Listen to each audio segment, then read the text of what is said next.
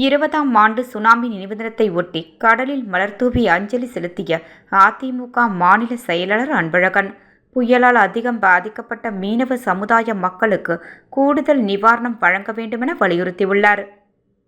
புதுச்சேரி 20ஆம் ஆண்டு சுனாமி நினைவு நாளை முன்னிட்டு அதிமுக மாநில செயலாளர் அன்பழகன் மீனவ மக்களுடன் சோனாம்பாளையம் சந்திப்பில் சுனாமி பேரலையால் உயிர் நீத்தவர்களின் படகுகளுக்கு மெழுகுவர்த்தி ஏந்தி மலர்தூவி அஞ்சலி செலுத்தினார்.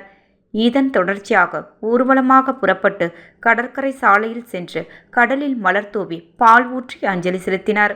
இதனைத் தொடர்ந்து செய்தியாளரிடம் பேசிய அன்பழகன், மீனவர்களின் வாழ்க்கை தரம் உயர்த்த புதுச்சேரி அரசு எவ்வித நடவடிக்கையும் எடுக்காமல் அந்த சமூக மக்களுக்கு ஏமாற்றத்தை அளித்து வருகின்றது.